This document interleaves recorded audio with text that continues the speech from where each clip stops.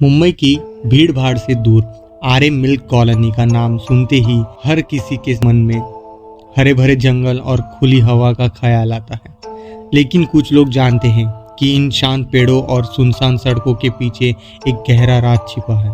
एक ऐसा राज जो रात के अंधेरे में अपनी डरावनी शक्ल दिखाता है।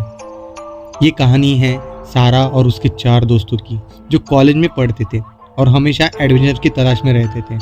एक तूफानी रात उन्होंने आरे कॉलोनी के अंदर जाने तक का प्लान बनाया। आज देखते हैं कितनी हिम्मत है तुम सब में, अमन ने हंसते हुए कहा, जबकि उसका चेहरा थोड़ा पीला पड़ गया था। रात के ठीक 12 बजे उनकी पुरानी जीप कॉलोनी के अंदर अंदरूनी रास्ते पर बढ़ रही थी। मूसलाधार बारिश हो रही थी और पेड़ों की डालियां हवा में ऐसे झूल रही थी जैसे कोई अदृश्य हाथ उन्हें हिला रहा हो। जैसे जैसे वो आगे बढ़े, सड़क किनारे लगी स्ट्रीट लाइटें एक एक करके बुझती गई और जल्द ही उनकी जीप की हेडलाइट्स ही एकमात्र रोशनी का सोर्स था। ये जगह कुछ ज्यादा ही शांत नहीं है, नीलम ने फुसफुसाते हुए कहा। उसकी आवाज में डर साफ झलक रहा था। तभी जीप के सामने अचानक एक परछाई आई। अमन ने तेजी से ब्रेक लगाया और जीप रुक गई। बाहर एक बूढ़ी औरत खड़ी थी। उसके बाल बिखरे हुए और उसकी आंखें अजीब तरह से चमक रही थी। वो फटे पुराने कपड़े पहनी थी और उसके होंठ धीरे धीरे कुछ बुदबुदा रहे थे। क्या हुआ? विक्रम ने पूछा। एक औरत थी, अमन ने जवाब दिया। उसका माथा पसीने से भीगा हुआ था, पता नहीं कहाँ चली गई।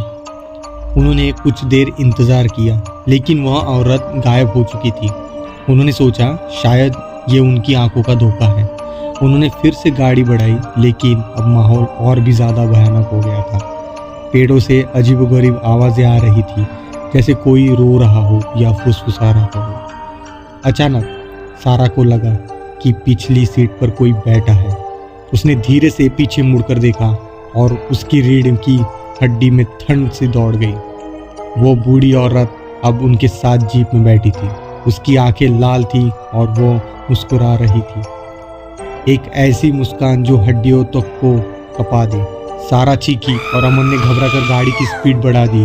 बूढ़ी औरत का चेहरा उनके करीब आता जा रहा था और उसकी ठंडी सांस उन्हें महसूस हो रही थी। तुम यहाँ क्यों आए? उसने एक भयानक धीमी आवाज में पूछा। विक्रम ने घबराहट में दरवाजा खोला और चिल्लाया, भागो! लेकिन जीप तेजी से चल रही थी। जैसे ही बूढ़ी औरत ने अपना हाथ उनकी ओर बढ़ाया, अमन ने गाड़ी को तेजी से मोड़ा। जीप एक बड़े पेड़ से टकराई और सब अंधेरे में डूब गए। जब सारा को होश आया तो वह अकेली पड़ी थी। जीप पूरी तरह टूट चुकी थी और उसके दोस्त गायब थे। उसने घबरा कर उन्हें पुकारा, लेकिन सिर्फ हवा में पत्तों के सरसराने की आवाज़ और दूर से आती अजीबोगरीब फुसफुसाहट सुनाई दी। वो किसी तरह लड़खड़ाती हुई बाहर निकली। चांद की हल्की रोशनी में उसने देखा कि पेड़ अपनी शाखाओं को अजीब तरह से हिला रहे थे, जैसे वो उसे घेर रहे हो। उसे लगा कोई उसका पीछा कर रहा है। उसने पीछे मुड़कर देखा और फिर से उस बूढ़ी औरत को पाया, जो अब उसके बिल्कुल पीछे खड़ी थी। उसके चेहरे पर वही भयानक मुस्कान थी। तुम कभी नहीं जा पाओगे, औरत ने फुसफुसाया। सारा ने अपनी पूरी ताकत लगाई और भागने लगी। वो दौड़ती रही जब तक उसे दूर से पुलिस की सायरन की आवाज़ सुनाई नहीं दी। वो हिम्मत करके उसी तरफ भागी। अगले दिन सुबह पुलिस ने सारा को सदमे की हालत में पाया। उसके दोस्त कभी नहीं मिले। आरे कॉलोनी ने उन्हें हमेशा के लिए अपने अंधेरे रहस्य में समेट लिया था। आज भी लोग रात में आरे कॉलोनी के अंदर जाते हैं।